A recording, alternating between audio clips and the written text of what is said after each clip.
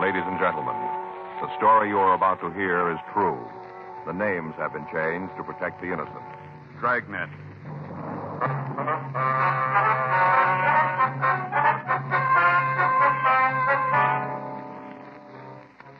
You're a detective sergeant. You're assigned to juvenile detail. A series of housebreakings has taken place in your city. The articles taken and the method of operation indicate a juvenile thief. Your job, find him. It was Tuesday, July 6th. It was hot in Los Angeles. We were working the day watch out of juvenile detail. My partner's Frank Smith. The boss is Captain Powers. My name's Friday. We were on our way out from the office, and it was 10:36 a.m. when we got to the old Central Jail building. Crime lab. Ray? Back here, Joe. Going back. Finishing up. Hi, Ray. Frank, how's it going? It's hot. It's going to hit the 90. Mm-hmm. Probably will, too. Any water around? Bottle over there in the corner. Help yourself. Thanks. How about you, Joe? No, thanks. You got anything for us, Ray? About the same as usual. Take a look. Same entrance. Cut the screen on one of the back windows, broke the glass, and climbed in. Any prints? None we could find. Here's a picture of the edge of the screen. Here. There, you see the cut edges. We got anything from it? Not much. The figure was done with a knife. If you come up with that, we might be able to tell you if you got the right one. Mm-hmm. What about the physical evidence in the house, Ray? No, not much. We got a couple of partials. Lifted them from the glass top on the dresser. Here. These pictures. Yeah, you can see here, not much to go on. Match up with the prints from the other jobs? A couple of points, but not enough to build a case on. Only thing you got that definitely ties this one in with the others is the footprint. Another one? Mm-hmm. Found it in the soft earth underneath the window. Hand me that print, will you, Frank? Oh, yeah. Yeah, here you go. Thanks. Here. There, you can see it clearly, the heel mark. Same as in the others. Did you get a cast of it? Mm-hmm. You want to see it? No. No reason if you've looked it over. You got the same thing on the picture. Yeah. Anything else? You've had it. Well. You got a cigarette? Ran out. I haven't had a chance to get some more. Here. Thanks. Thanks, Joe. Yeah. You been able to chase down the rubber heel for us? No luck. We contacted half a dozen firms. They all tell us the same things, made special. Probably some small factory that specializes in custom-made shoes. Might be some sort of correcting shoe. You know, orthopedic. Oh, yeah. You've had it for a couple of weeks now. Where do you sit on it? All right, well, we found it. We've talked to about every repairman in town. None of them have seen this kind of a heel before. None of them can tell us where it was made. Mm-hmm. Checked with the doctors in the area. None of them know the brand. Figured it might be one of them who sent for it. Nothing on it, though. No, it's a new one to them, too. Yeah. Wish there was more I could give you, fellas. Well, that's all right, Ray. It seems no matter which way we turn, there's another wall waiting for us. How about burglary? Anything come in from them? Well, they're checking it all down. They got the same thing we came up with. Anything turn up on the stolen merchandise? No. Burglaries made all the checks. Pawn shops have been alerted. Stuff's all cheap costume jewelry. No reason to try and hawk it. They wouldn't get anything for it. Brings you back to a motive. Why is he pulling the jobs in the first place? Well, Ray, we'll file that with where the heels are made. About the only thing we can figure is that some kid out for kicks gets his laughs from breaking into houses. There's no other reason. Stuff he's stolen you can buy by the carload in any dime store. A couple of times he's left money alone when it's in plain sight to steal some cheap pin. Looks like you got yourself a wild one. Yeah. Well, what can you tell us about the footprints? Anything? Not much. Were found under the window. Kid wasn't moving when they were made. Can't figure his stride. What about weight? Only a guess, Joe. Yeah. I'd say it came in about 140.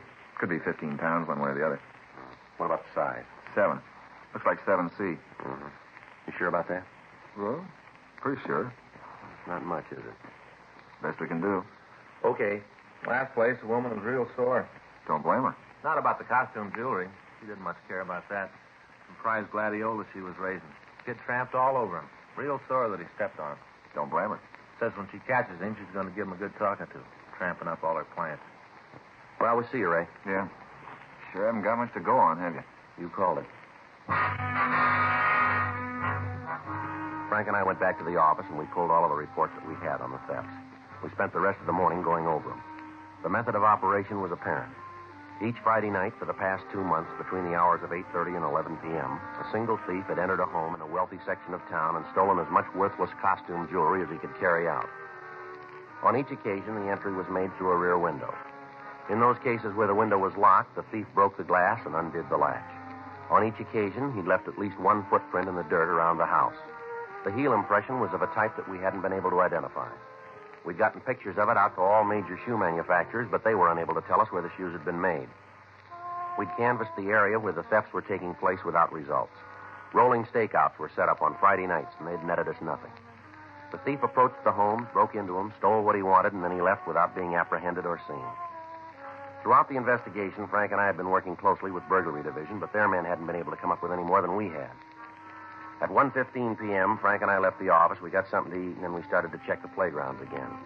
At each one, we'd contact a member of the park department and ask them if they'd seen anyone wearing a pair of shoes similar to the pictures that we had. Every place we got the same answer. None of them had.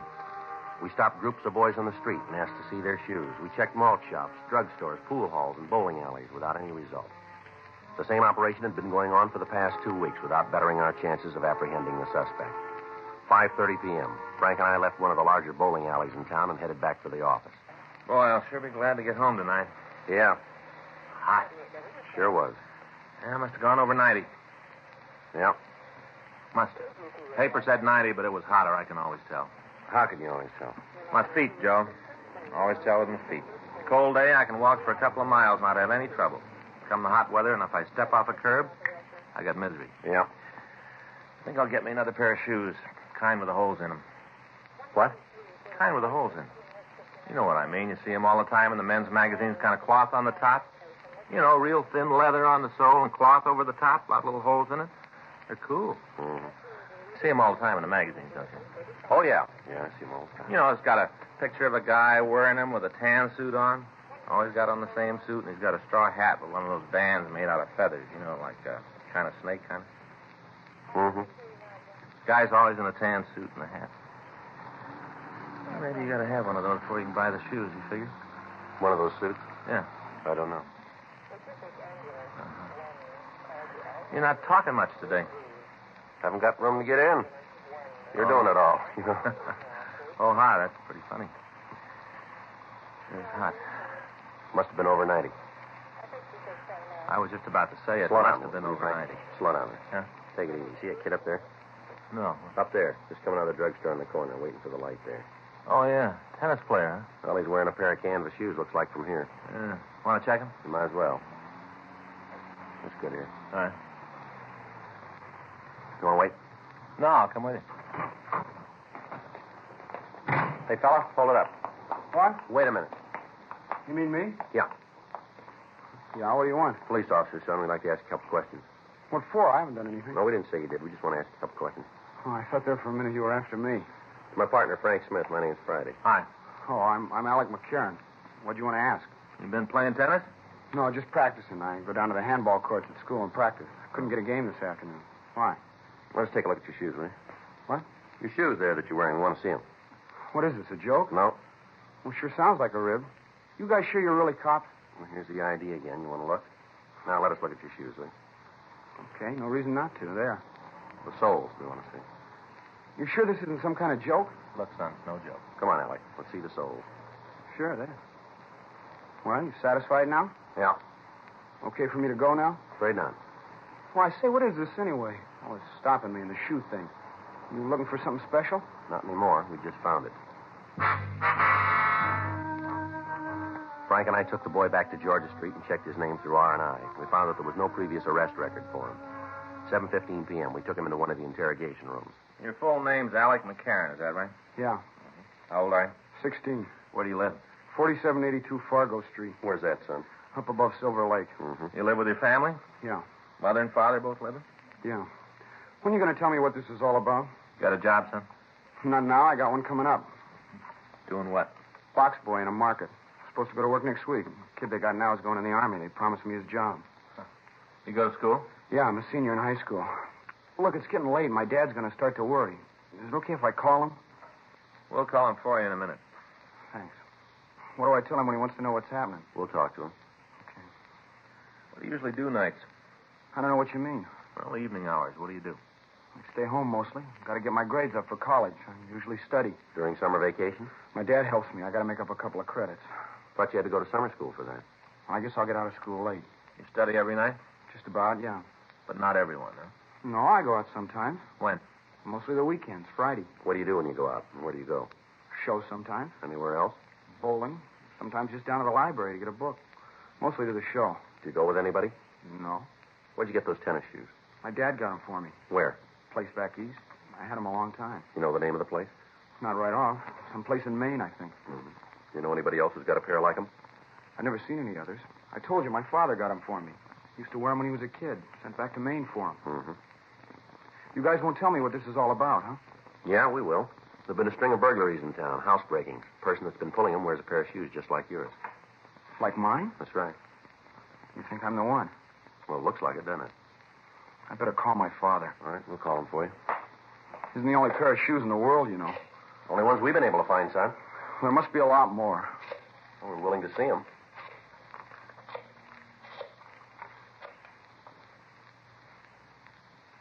Hello, this is Sergeant Friday, Los Angeles Police Department. Who am I speaking to, please? Uh-huh. Yes, sir. Your son's here. Suspicion of burglary. That's right. Well, that may be so, Mr. McCarran, but that's the charge. Yes, sir. No. We'll bring him to his home. Sure you can. Just a minute. He wants to talk to you, son. Hello, Dad? Yeah. Uh-huh. At the police station. No, it's no joke. What? Well, I'll tell you when I see you. Yeah, bye. All right, Alec. Get your sweater. You taking me home now? That's right. Guess Dad set you straight, huh? Told you it was all a mistake? No, I'm afraid he didn't. What do you mean? Didn't he tell you this whole thing is wrong? Well, he tried to, yeah, that's right. Well, then you're going to have to let me go. No, afraid not. But you have to if it's a mistake. Yeah, if it's a mistake. Frank and I left the office with the boy, and we drove out to his home. It was a large two-story colonial house overlooking Silver Lake.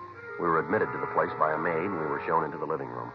The boy's father, Henry McCarran, was waiting for us. You're the officer? Yes, sir, that's right. My partner, Frank Smith. My name's Friday. How do you do? You want to tell me what this is all about now? Well, it looks like your son's mixed up in some burglaries, Mr. McCarran. You're aware that's a pretty serious charge. Yes, sir, that's right. I suppose you have some kind of proof to make that statement? We think so. Mind telling me what it is? Well, while we were talking, would it be all right to look at the boy's room? Do you think that's quite fair? Necessary, Mr. McCarran. What if I say you can't? Well, then we'll have to come back with a warrant. All right, this way. What do you got to say about this, Alec? I didn't do it, Dad. And that's the truth? Yes, sir. It's good enough for me. Through here. This is it. Go ahead. Frank? Yeah.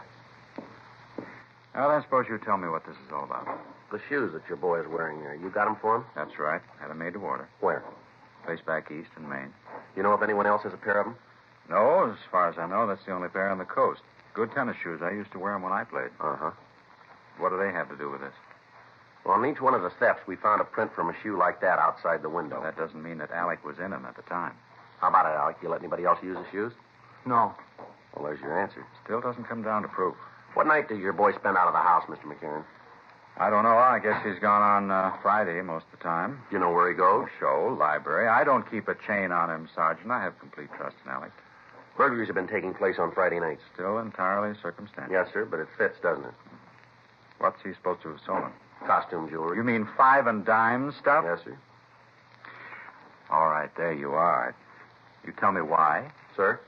Why'd Alex steal that? Now, look around, Sergeant. I just spent $1,500 on this room. Had it all redone. Alex got just about everything he wants. He gets a good allowance. If he needs any more money, he only has to come to me. There's no reason for him to steal. Yes, sir, this is a nice room and all. What you say may be true, but the fact stays that the thefts are taking place. Well, all right, then I'll put it on the line. I've got faith in my son. He's had all the things a boy could want, a good family, good home, all the things that count. Maybe there is a thief, but it isn't my son. I know that. You got an explanation for the shoes for the Friday nights? No, I'll find one. Maybe you can try for this, too, Mr. McCarran. What? Found these in the boy's closet. Hmm? Box of cheap costume jewelry. With the finding of the jewelry in Alec McCarran's room, the circumstantial case against him seemed to solidify. Although he denied any knowledge of the pieces, he was taken down to Georgia Street Juvenile and booked on suspicion of violation of Section 459 PC, delinquent. His father retained a lawyer immediately. The next day, the jewelry found at his home was shown to the victims, and they gave us a positive identification on each one of the pieces. A petition was filed, and the facts were presented to the juvenile court. Detention was requested. On Thursday, July 8th, Frank and I got back from the second floor after talking to the McCarran boy. He still admitted nothing about the burglaries.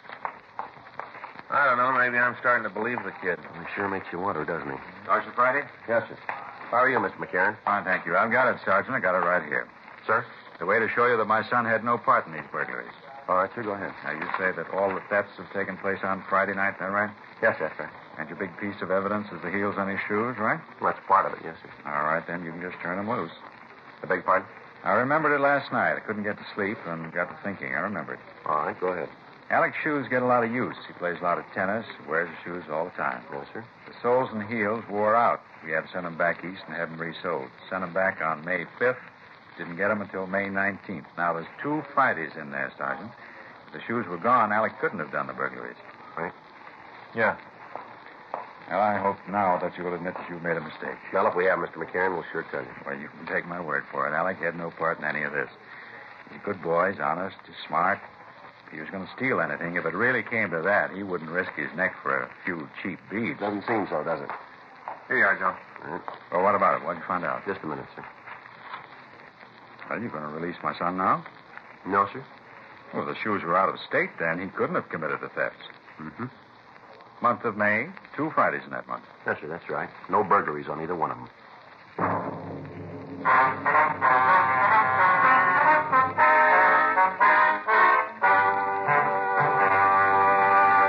You are listening to Dragnet, the authentic story of your police force in action.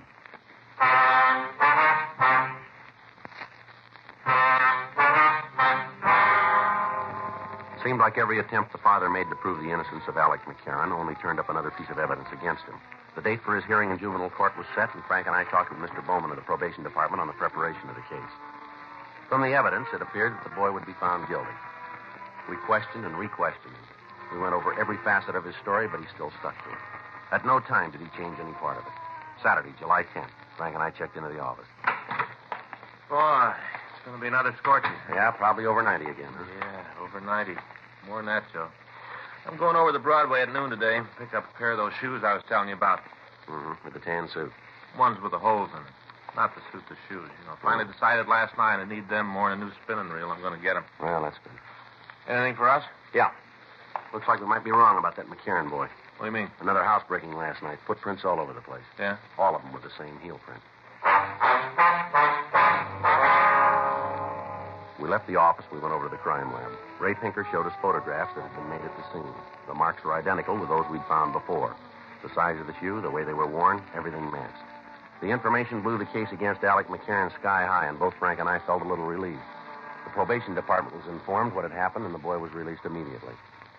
Frank and I drove him to his home, where he was reunited with his family. We obtained the name and address of the shoe company who had made the tennis shoes, and the radiogram was sent to the police department in that city requesting all information on similar shipments to the Los Angeles area. We got the answer the next morning. Only one other pair had been sent to the Southland.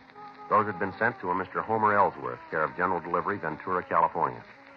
We checked the name through records and identification, but we were unable to come up with a record for him.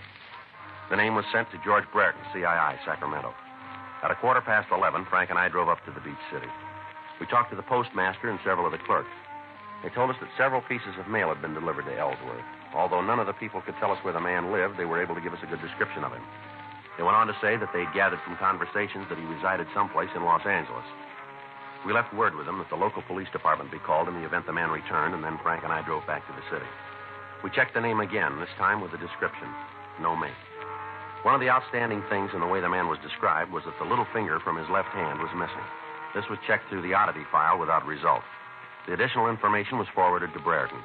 We checked with burglary detail, but they had nothing on the suspect. 8:40 p.m. We drove out to the McCarran house and talked again to his family. I knew it all the time. Yes, sir? Got a boy like Alec after 16 years, you know pretty much what he will, what he won't do. Yes, sir. A couple things we'd like to go over with you. Sure, anything you want. Just let me know. All right. Caught the person who was really responsible for this? That's what we want to talk to you about. Fine. Go right ahead. Now, the description we've got of the man is that he's about 50, around 5'8", 150 pounds, dark hair, gray at the temples, wears glasses, has a mustache. Got a finger missing from the left hand. Mm-hmm. What's his name? Well, that we don't know, sir. That's why we're asking you. No name at all. Well, he's used Homer Ellsworth. We don't think that's his true name. It isn't. Sir? Name's not Ellsworth. It's Fallon. Homer Fallon. You know him? Sure, he worked for me for 10 years. Sort of a handyman, does odd jobs around the house. You know where we can reach him? Not sure about that. What do you mean? He quit yesterday morning. We got Fallon's address. We left for the place right away. It was a small house in the South Hollywood area. The front yard was overgrown, and several of the pickets from the fence were missing. It was a 1938 Chevrolet truck parked in the driveway. Frank and I left our unit and walked up to the front door. Watch your step, Joe. What? Ward lives there. Oh, yeah, I see. I think you'd have a light out here, wouldn't you? I get it.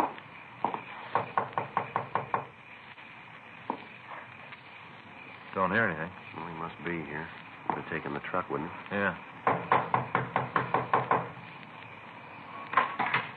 Yeah? Homer Fallon? Who are you? Police officers who want to talk to you. Come on in. Sit down. Just fixing a little dinner. Yes, sir. Go right ahead. Spaghetti. Want some? No, sir. Pretty good. That kind that's all cooked. Just drop it in the water and heat up the sauce. Pretty good. Sure you don't want none? No, thanks.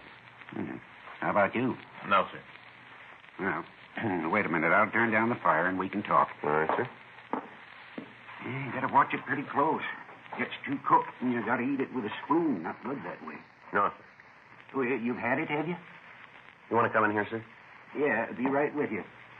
Open up the sauce and I'll be right there. Maybe better come in now. What? Come on in. Sit down. Go ahead. Sit down. You haven't got no right to tell me what to do in my own house. No right at all. Frank, better check the place, huh? Yeah. Here, you got no right to go through my things. We can come back with a warrant if that'd be easier And for you you. go ahead and do it. You got no right. There's something you don't want me to find? No, I got nothing to hide. Then you won't mind, will you? I will, too. You guys come in here while I'm having dinner, causing a lot of trouble. You got no right to do this. I'm an old man. I can't take a lot of excitement. And why don't you save us all a lot of time? What? You know why we're here. You know what we want. I do? Sure you do. Why don't you tell us? Big thing over nothing. That's all it is. Can you tell us about it, will you? All the stuff put together wasn't worth $1.50. None of it. Not even $1.50. Well, then why'd you do it? Wanted to get the kid in trouble. All his life, he's had what he wanted. All his life. Different from me. Mm-hmm. I never had nothing. You put the things we found in his room, did you? Yeah. I knew you'd get to him. Wanted to sew it up. Make it look good. I put him there. Mm-hmm. And why'd you do the burglary last night? Well, I got to feeling sorry for the kid sitting in jail. You ever been arrested, Fallon? Well, a long time ago. Where? Back east. Vag charge. I was just a kid, working my way out here. Mm-hmm. Took me off a freight. I sat in a can overnight, and then they let me go. Give me a floater out of town. Mm-hmm. I got sorry for the kid.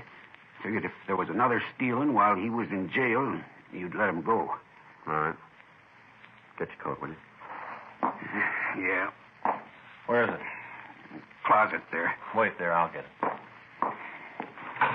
The only one in there. I got it. Here you go. Thanks. You know, I was sorry right after. I didn't want to hurt the kid. He's really not too bad. Mm-hmm. Didn't want to cause him no trouble. And you did pretty good, didn't you? Suppose so. Well, want to go? Yeah. Oh, I forgot the spaghetti. Got to turn it off. No. I guess it doesn't make any difference anyway. What was that, sir? Don't make any difference about you taking me to jail. Is that right? Yeah, I cooked the spaghetti too long.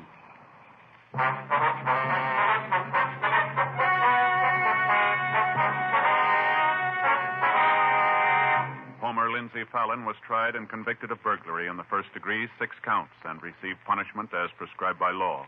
Burglary in the first degree is punishable by imprisonment for a period of not less than 5 years in the state penitentiary. Dragnet is a presentation of the United States Armed Forces Radio Service.